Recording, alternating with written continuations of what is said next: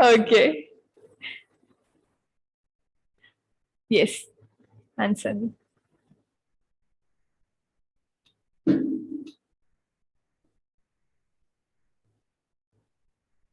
So what is the answer for all these questions? What is meant by high performance fibers or high performance textiles, we can call it? How it is different from all the other textile fibers and fabrics? Why is it necessary? It lasts too long. Sorry, Ria? It lasts long. I don't want a garment which will last like for my entire lifetime. My mom will be like, oh, it's still okay. You can just wear that one, right? My mom will be like that. No need to buy new ones. You can just wear that one. So who wants something like that, right? We always want to change. We always want to wear something new, right? Even if it is just a jacket or a blazer, that's fine. But we want to be stylish. We want to wear something new, right? It's like we always love to hear like, oh, this is a new one, right? From where did you got this one? So good, right? The color is stunning. That we all love to hear all these comments. Yes. So the factor regarding high performance fibers or textiles is not that one. Not long lasting, not we cannot call it long lasting, but it do have certain properties. Maybe it's strong. Like rope and all, it's used to create a rope and all. For making rope, we use nylon because it's so strong. It elongates. It is having a good elongation property, and it is so strong. So nylon is the material which we use for making ropes. So the material, high performance fibers are like used for making like for example astronaut suits and everything. yes, astronaut suit, then firefighters uniforms and all. So what is the speciality of the uniform which is used by the firefighters, or what all quality should be there with that particular textile or fiber which we Fireproof? use for? Yes, Fireproof? yes, it should be fireproof, right? What if we wear a polyester suit and go out for rescuing all those kittens and humans in that particular building which is on fire? What will happen? We are not able to protect ourselves, and who is going to protect them, right? We will not be able to protect ourselves, then how are we going to protect them? Yes. So polyester is not a suitable material. None of the synthetic materials are suitable when it comes to fire and safety and all, right? It should be of high performance. It should have certain quality which will make that particular textile fire retardant, right? Just like how we use these waterproof jackets and all. It should be fireproof to an extent. It's not possible to make a textile 100% fireproof, but we can make it to an extent, right? To an extent it should have. We don't know about the future. In future, designers, scientists, they might come up with something really incredible which can protect human body completely from fire, right?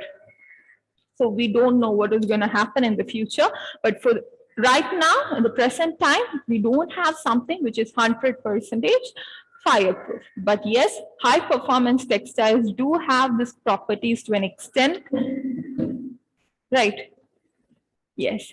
So astronauts or the space suits and the fireproof jackets or vest, all these things.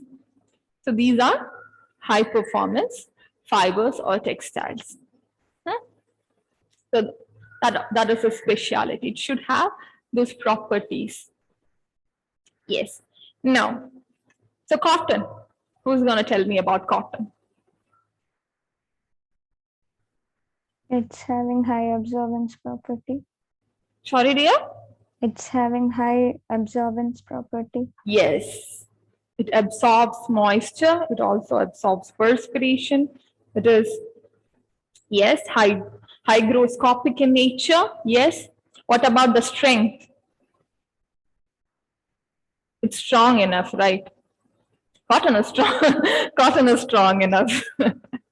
Cotton is strong enough. Yes. Until and unless it's an old stock or anything, it will not clear that easily. Cotton is quite strong enough. Yes. It doesn't elongate. So elongation, poor elongation. Yes. So what about other properties? It is having excellent strength, poor elongation. Yes. Is having poor static electricity, which makes it suitable for summer season. It conducts heat energy, which it do have heat resistance, right? We can even iron cotton fabrics in high temperature. None of the cotton fabric labels say that you are supposed to iron this particular fabric at low temperature. Yes, right. So yes. So what is the speciality of mercerized cotton? So just tell me about the general cotton, the normal cotton fabric. Okay, just tell me about the normal cotton fabric, how it looks, what all are the properties. So it is a dull fabric, right? It's okay for as a casual wear, cotton is okay. Okay. Is it attractive to wear a cotton gown while attending a party? No. No, right? It will look so dull, right? So it's a dull fabric. It's basically a dull fabric. What about wrinkle resistance? Is it wrinkle resistant? No, cotton is not having wrinkle resistance property. 5 minutes later, it will be like a crumpled paper, right? It just looks similar to that one. Yes. So it doesn't have wrinkle resistance. It's a dull fabric. It is not wrinkle resistant. It is strong enough, excellent strength. Yes, low elongation, hygroscopic in nature. It absorbs moisture. It absorbs perspiration. Yes, poor static electricity, which makes it suitable for summer season. Yes, and temperature resistance or heat resistance. Yes, and it is cellulosic in nature. It is a plant fiber, right? Cotton is a plant fiber, and when we burn cotton fiber, it produces a smell which is similar to burning paper, right? Yes. So what is the speciality of mercerized cotton? Back to point one, yes. What is the speciality of mercerized cotton? Tell me. So mercerized cotton is basically a treated cotton, which kind of gives it a lustrous appearance. Not lustrous like a silk, but a little bit of lustrous appearance. Okay, so the surface of normal cotton fibers are like really scaled or piling and all. But when it comes to a mercerized cotton, it is smooth. Okay, the surface will be smooth, which gives moisturized cotton fibers and cotton fabric a lustrous or a little bit of a shiny appearance. So that is what mercerized. So mercerized cotton is more lustrous than conventional cotton. To acquire this finish, the yarn or fiber, the cotton yarn or fiber will be immersed in a solution of caustic soda or sodium hydroxide for a short period of time, usually less than 4 minutes. So in order to convert the normal cotton fiber into a mercerized cotton, they usually immerse cotton fibers or cotton yarns in a solution of caustic soda or sodium hydroxide for a time which is less than 4 minutes. So that is how they convert normal cotton into mercerized cotton. Okay. Yes. Now tell me about flax or linen.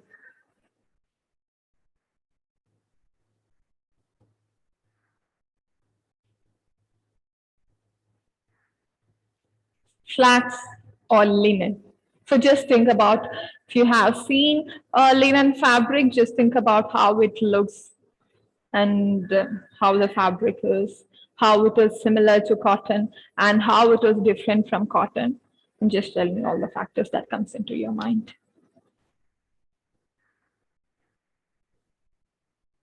It's Linen a stiff is more- fabric, yes? It is more thicker than cotton. It's a light fabric, right? Is that what you meant, Sanjana? I said the opposite way. Sorry, it wasn't clear for me. I said linen is more thicker. Linen is not thicker. Yes, it is a thin fabric. It's a lightweight fabric, right? It's a lightweight fabric. What about wrinkle resistance?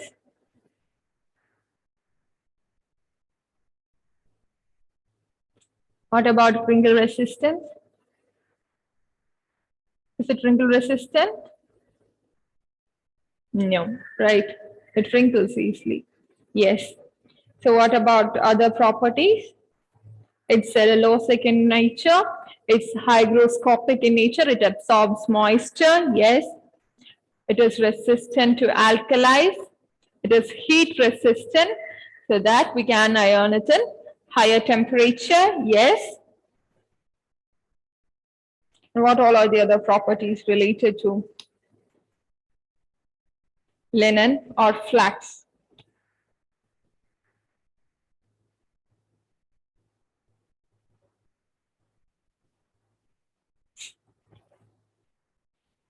Okay.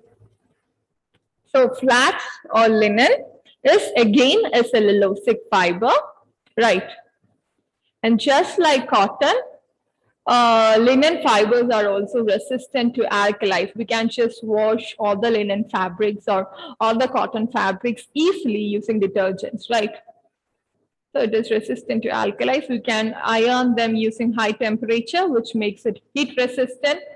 Both cotton and linen are hygroscopic in nature, which makes it suitable for summer season.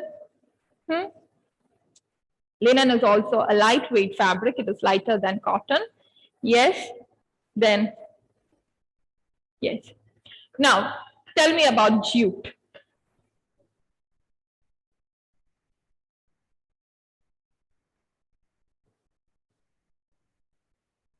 It has good strength than cotton. Yes, it has good strength, right? It is stronger than cotton. Cotton is having excellent strength, but jute is even excellent, right? Yes, it is having good strength. What about elongation? Less elongation. Less elongation, yes. What about absorption? It is hygroscopic in nature. It absorbs moisture, right? Just think about those rice sack, the brown ones. It absorbs water or moisture, yes. Again, jute is a cellulosic fiber. Yes, it is suitable for making what? Bags, sacks, and all, right? Rice sacks and all, yes. So, cotton, not cotton, jute, yes.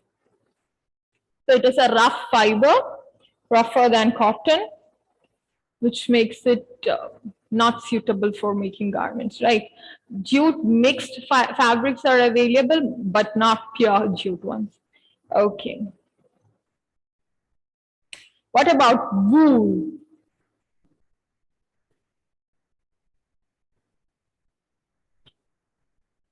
It is a protein fiber. Yes, it is a protein fiber. Yes. Just the hair of sheep, right? So lamb's wool, have you heard about? I forgot to discuss it in the last class. So lamb's wool. So there are different types of wools available in the market. Okay, so different types, not just simply wool. Different types of wools are available in the market, like lamb's wool are available, merino wools are available, Shetland wool is available, mohair wool is available, cashmere wool is available. So lamb's wool is generally the young sheep, the wool which is collected from young sheep, which is just 7 months old. Okay, basically lamb, lamb, taken from a lamb. So that is what lamb's wool is. It will be really soft and all. So lamb's wool, which is taken from a 7-month-old sheep. Merino wool, which is a special breed actually. So fine fiber, supremely soft, and I think it's basically from Australia, I guess. Then Shetland wool, again, just like merino wool, it's collected from Shetland sheep. It's a thicker and coarser version. Okay. So merino wool is a fine and soft version of cotton, which is collected from merino sheep. And whereas Shetland wool is a thicker and coarser version of wool, which is collected from Shetland sheep. Yes. Mohair is collected from Angara goat. Okay, mohair is again a type of wool which is collected from Angara goat.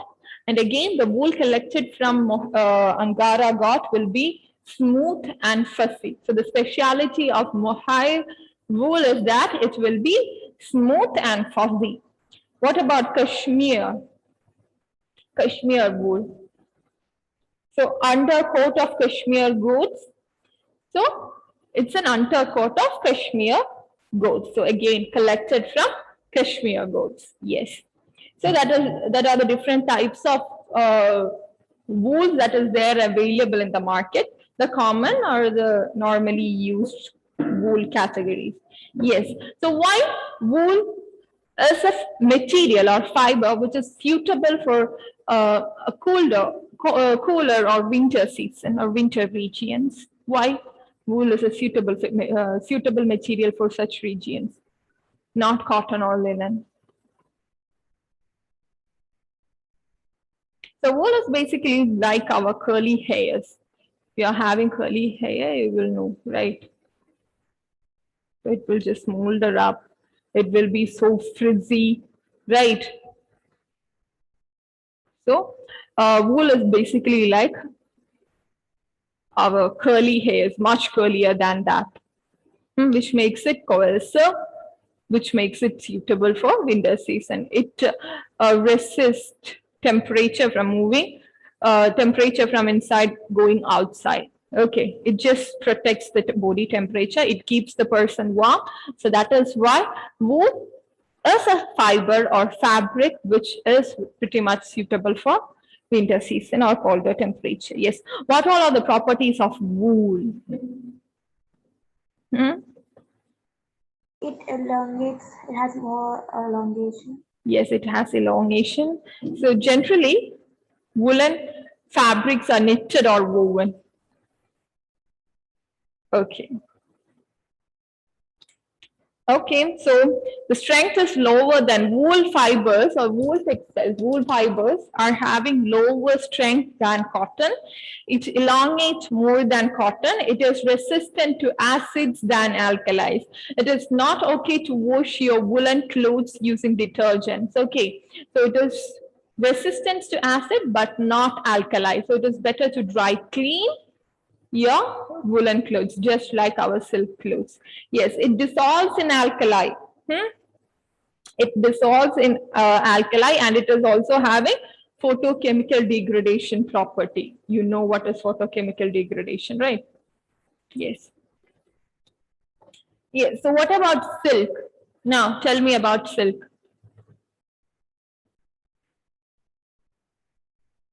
It's a filament fiber.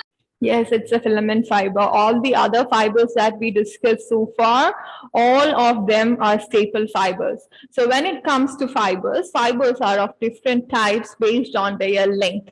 Staple fibers and filament fibers, right? Yes. So silk is the only natural fiber which is a filament one, right? Yes, silk is a natural filament fiber. Yes, it's a filament fiber. It is also having photochemical degradation. Yes, It is resistant to acids than alkalis. Yes.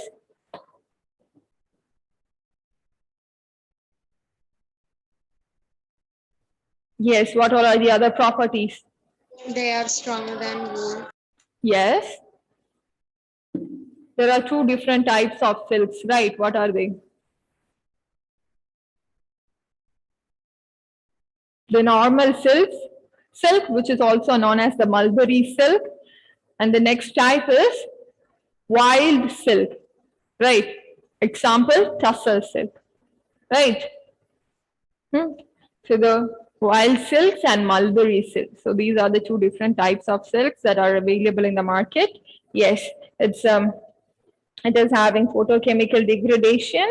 Then it is resistant to acids than alkali, so it is better to dry clean silk fabrics, right?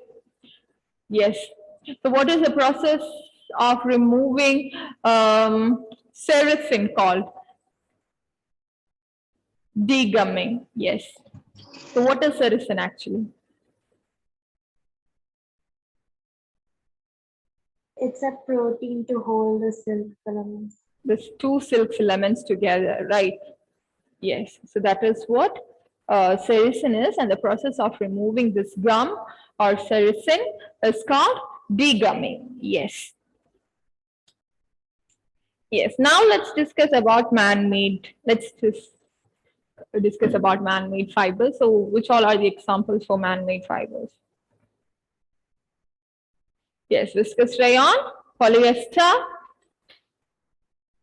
nylon, acrylic, high performance, then at last it's high performance fiber. So polyester.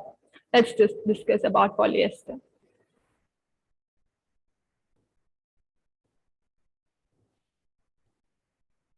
Okay, tell me about polyester.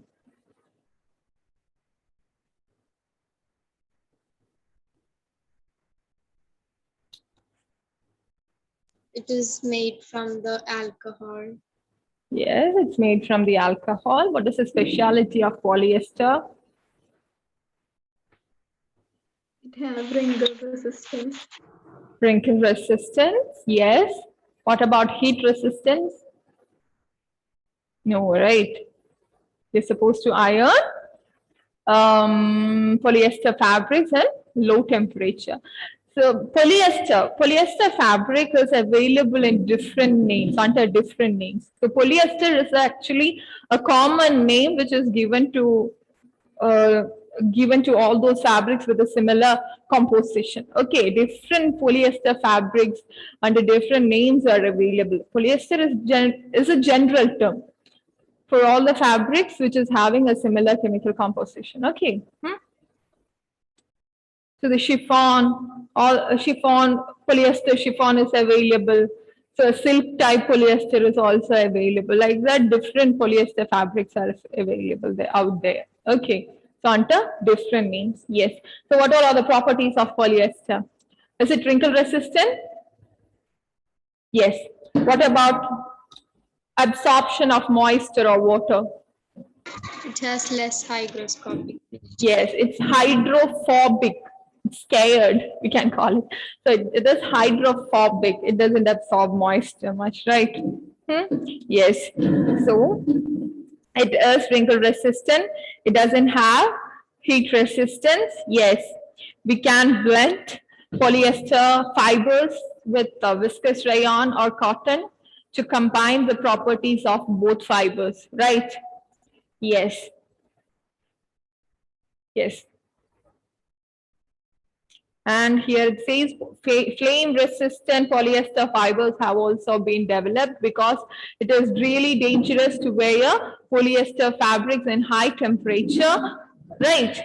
It melts, it actually melts. So designers try to develop flame resistant polyester fibers, and the polyester is thermoplastic in nature, yes, and hydrophobic, yes. Now, tell me about viscose rayon. What is the speciality of viscose rayon? It is a man-made cellulosic fiber, whereas polyester is completely synthetic. right? It's completely plastic, whereas viscous rayon is having a cellulosic base, okay, which makes it similar to cotton in a lot of ways. Okay, yes. So viscous rayon is a man-made cellulosic fiber. It's a staple fiber. It is having good strength. It is hygroscopic in nature. Yes. It is resistant to alkalis than acids, which makes it suitable to be washed with detergents. It is having good abrasion resistance. Yes. Now tell me about nylon.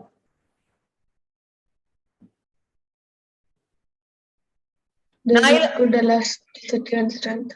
Yes, it is having good strength, right? It is having good elongation property also. It is having elasticity more than polyester. Yes, it is hygroscopic in nature, which means it absorbs moisture. Yes. And all these properties makes nylon suitable for making rocks, socks, swimsuits, sportswear, cycling shoes, cycling shorts, and all. And it is also having good abrasion resistance. Yes. Now let's talk about acrylic. So acrylic. So acrylic is can be used as a substitute for what? Wool. Hmm? Wool. Yes, wool. Acrylic can be used as a substitute for wool. Yes, it's a wool replacement. Yes. Acrylic fibers are used for knitted sweaters, winter wears, shawls, curtains, imitation fur, pile fabric, upholstery fabrics, etc. So all those furry materials that we use for developing all those stuffed toys, teddy bears, and all, it's made of acrylic only. Okay. It is just made of acrylic only. Yes.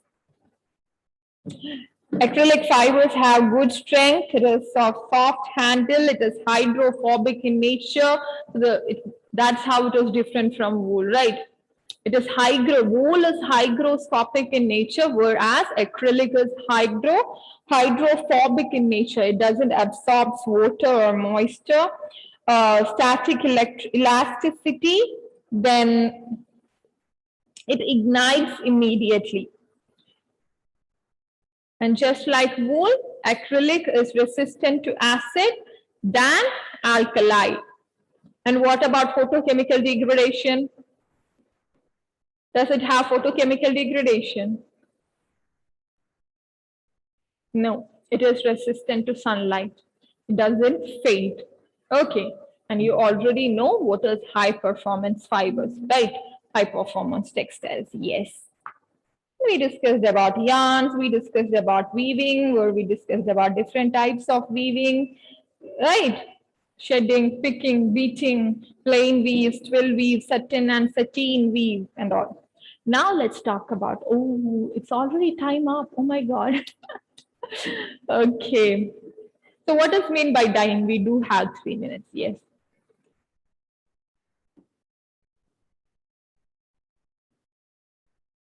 The process of coloring fabric, simple as that. The process of coloring a textile is called dyeing, right? So just like how we classified fibers, when it comes to dyes also, natural dyes are there, synthetic dyes are there, and both of them are having their own pros and cons, right? Yes. So classification of dyes. So direct dyes are used for dyeing man-made and natural cellulosic fibers. So cotton, flax, viscose rayon. Okay, so direct dyes are used for dyeing those fibers which is having a cellulosic base. Okay, so cotton, flax, viscose rayon, and jute is also having a cellulosic base, right? So jute, we don't have to dye jute. So anyway, so direct dyes are used for dyeing fibers or textiles with a cellulosic base. Yes. So man-made and natural fibers with a cellulosic base. Yes, acid dyes or anionic dyes. Acid dyes are used for dyeing natural protein fibers. Acid dyes are used for dyeing natural protein fibers. So, silk and wool. Yes. Then basic dyes.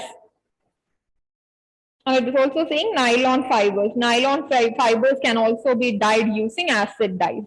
Okay. So yes, basic dyes. Basic dyes or cationic dyes are used for dyeing acrylic and mode acrylic fibers. Okay. Dispersed dye. Dispersed dye is used for dyeing polyester, nylon, acrylic, and cellulose acetate. Reactive dyes are used for dyeing cellulosics and protein fibers, so cotton and silk. Modern dyes are used for dyeing wool, silk, means natural, just natural protein fibers. Modern dyes are used for dyeing natural protein fibers.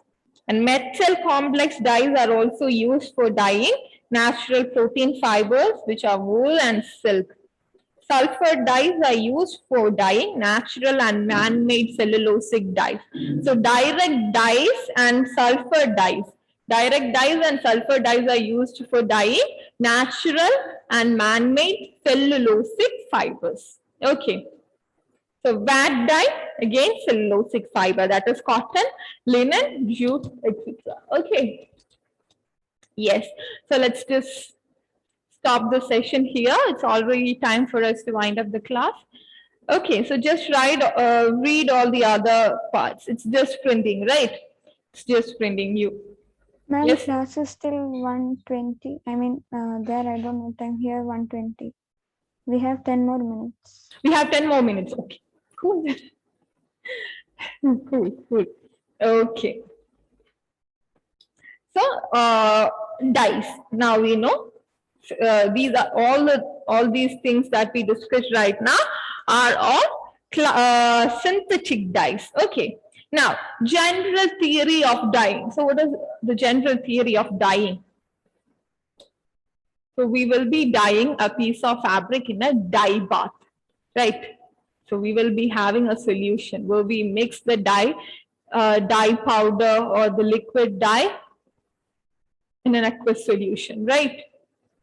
We just mixed it in a glass of water and then we immersed a piece of fabric into it, right? That's how we dyed the cloth that time, right?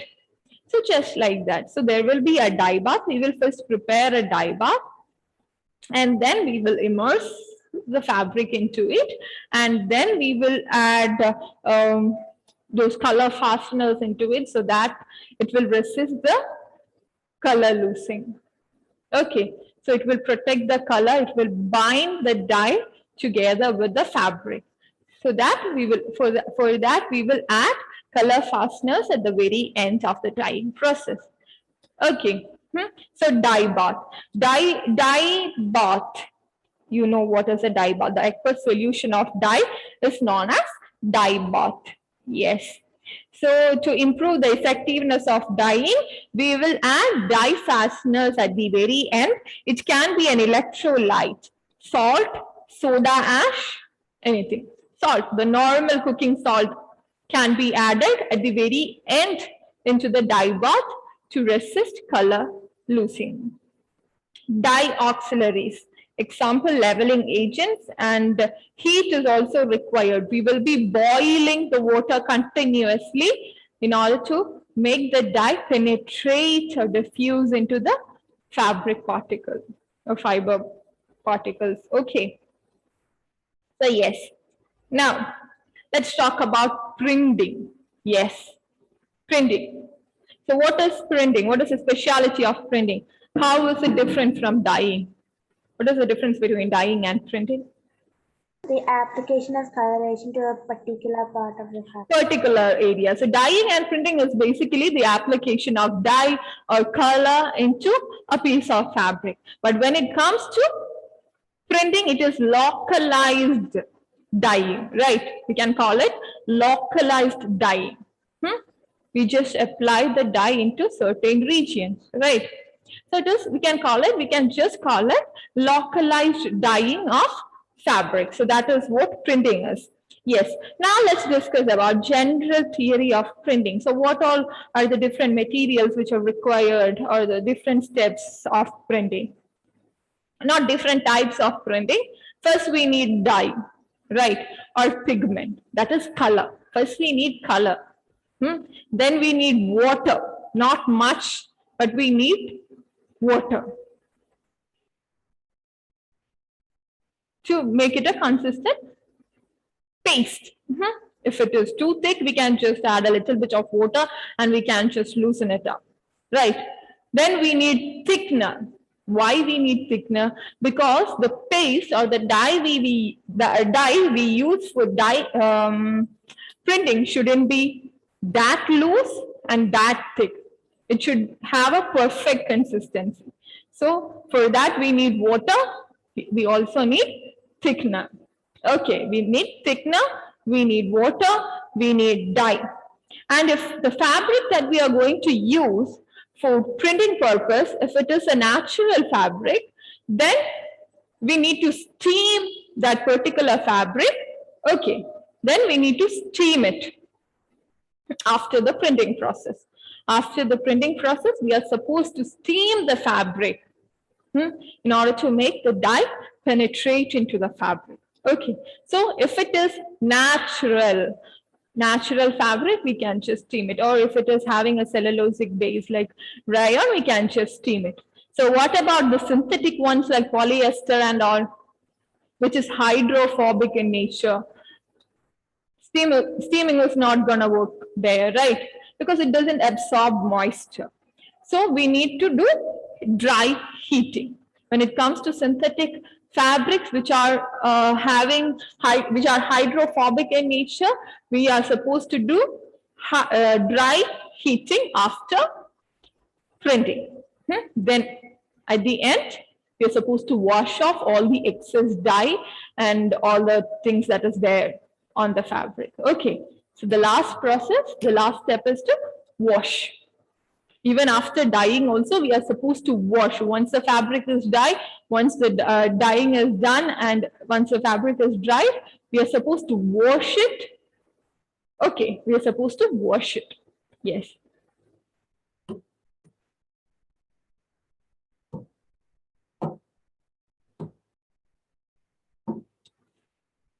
Yes, the methods of printing. Different methods of printing. Block printing, screen printing. Yes, block printing, screen printing, digital printing. Yes. Transfer printing, yes. So these are the different methods of printing, right? Yes. That's it. Any doubts? Okay, no doubts.